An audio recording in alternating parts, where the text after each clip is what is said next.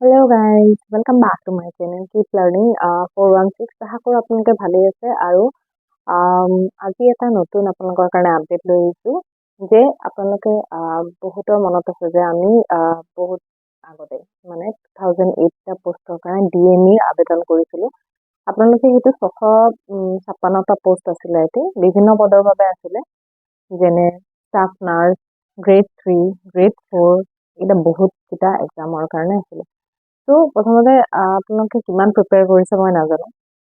আপোনালোকে পঢ়ি থাকক এডিয়াৰ কাৰণে পঢ়ি থাকক আৰু হেৰি কাৰণে পঢ়ি থাকক খুবেই দৰকাৰী তাৰ আগতে আপোনালোকে যদি মোৰ ভিডিঅ'বিলাক চাই ভাল পাইছে প্লিজ মোৰ চেনেলটো লাইক এণ্ড ছাবস্ক্ৰাইব কৰি দিব আৰু শ্বেয়াৰ বাটনটো হেৰি কৰি দিব ফৰৱাৰ্ড কৰি দিব আৰু আপোনালোকে যেতিয়া ভিডিঅ'বিলাক ছাবস্ক্ৰাইব কৰে তেতিয়া ইয়াতে ওচৰতে থকা যোনটো বেল আইকন আছে সেইটো দবাই ক্লিকটো অল কৰি দিব যাতে মোৰ ভিডিঅ'ৰ নটিফিকেশ্যনবিলাক নেক্সট পাই থাকিব পাৰে চবতকৈ আগতে অ'কে সো এতিয়া যি আছিলে যে আপোনালোকৰ যোনবিলাক ডিএমই পোষ্টৰ আছিলে কালি আসাম ট্ৰিবিউনত মানে এখন নটিচ ওলাইছে ডিএমই যোনবিলাক আমি ষ্টাফ নাৰ্ছৰ কাৰণে এক্সাম ওলাইছে মানে ধৰক আপোনালোকে যোনবিলাক গ্ৰেড 3 গ্ৰেড 4ৰ কাৰণে কৰিছে সেইবিলাক এক্সাম নহয় যোনটো আপুনি হেৰিৰ কাৰণে কৰিছে ৰিচেণ্টলি যোনটো আপুনি অকল ষ্টাফ নাৰ্ছৰ কাৰণে কৰিছে সেইকেইটা আৰু ইয়াৰ লগতে এটা কথা কৈ দিওঁ যে আপোনালোকৰ যোনটো এক্সাম মানে কোন কোন ঠাইৰ কাৰণে হ'ব নগাঁও বা বিভিন্ন জেগা যেনে আপুনি তিনিচুকীয়া নগাঁও বা তেজপুৰ এনেকুৱা জেগা যিবিলাক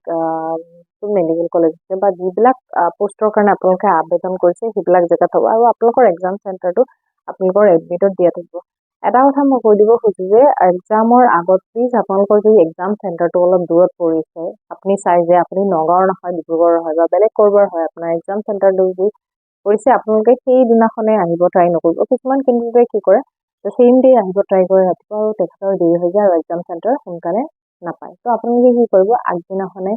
আহি সেই জেগাত লাগিলে হোটেল এখন লৈ বা নিজৰ ফেমিলি কোনোবা ৰিলেটিভছ আছে যদি ফ্ৰেণ্ডছৰ ঘৰ আছে যদি আপোনালোকে থাকক আৰু এডমিট কাৰ্ডখনত যোনটো চেণ্টাৰৰ নাম লিখা আছে সেইটো এবাৰ গৈ চাই আহক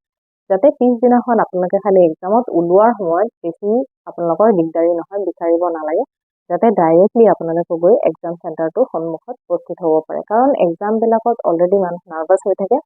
আৰু তাতে যদি আমি চেণ্টাৰবিলাক বিচাৰি নাপাওঁ কিছুমান চেণ্টাৰৰ ছেইম নাম থাকে অলপ ডিফাৰেঞ্চ থাকে আমি ভাবোঁ যে এইটো জেগাই হ'ব কিন্তু একজেক্টলি দেখা যায় যে সেইটো প্লেচ নহয় অলপ ডিফাৰেঞ্চ আছে তো সেই সময় ক্ষেত্ৰত কি হয় আমাৰ বহুত খেলি মেলি লাগে আৰু আমাৰ কেণ্ডিডেটৰ নাৰ্ভাছ হোৱা দেখা যায় ত' আপোনালোকে কাইণ্ডলি নিজৰ এক্সাম চেণ্টাৰটো আগতে চাই আহিব আৰু ডিটেইলছ যিবিলাক মানে কোনটো জেগাত কেনেকৈ যাব লাগিব কোনটো শ্বৰ্টকাট হ'ব কেনেকৈ আৰু এক্সাম চেণ্টাৰত গ'লে আজিকালি এক্সামত এটা নিয়ম আছে আপুনি যদি অকলে গৈ আছে প্লিজ বেগ বা মোবাইল লৈ নাযাব খালি অলপ মানে এটা সৰু পাৰ্চত পইচা আৰু পেঞ্চিল বা আপোনাৰ পেনটো লৈ যাব এডমিট কাৰ্ডখন আৰু আই কাৰ্ডখন যাতে আপোনালোকৰ পইচাটো পকেটত ৰাখিব দিয়ে বাৰু চেকিং কৰাৰ পিছতো বাকী ডকুমেণ্টছবিলাক নিদিয়ে আৰু স্মাৰ্ট ৱাচ এইবিলাক বস্তু আপোনালোকে লৈ নাযাব কাৰণ স্মাৰ্ট ৱাচবিলাক এলাউ নকৰে ক্লক ৱাচ স্মাৰ্ট ৱাচ এইবিলাক বস্তু এলাউ নকৰে পানীৰ বটল কাৰণ তেখেতসকলে দিয়ে ত' আজিলৈ ইমানে আগলৈ আমি আৰু জানিব গৈ আছো তো যোনটো ষ্টাফ নাৰ্ছৰ এক্সাম আছে আপোনালোকৰ সেইটো অলৰেডি এডমিট কাৰ্ড ওলাই গৈছে 27 তাৰিখে ওলাব এডমিট কাৰ্ড আপোনালোকৰ এডমিট কাৰ্ডটো ওলাব এডমিট কাৰ্ড ওলোৱাৰ নটিফিকেশ্যন এতিয়া পুৰা ওলাই গৈছে তো বাকীকেইটা পোষ্টৰ এতিয়া নহয় বাকীকেইটা পোষ্টৰ আপোনালোকৰ সোনকালে দিব যিহেতু আমাৰ ষ্টাফ নাৰ্ছৰ এডমিট কাৰ্ডটো আউট হৈছে আৰু এক্সামৰ ডেট হৈছে 4 ফেব্ৰুৱাৰী মানে এতিয়াৰ পৰা ধৰক আছে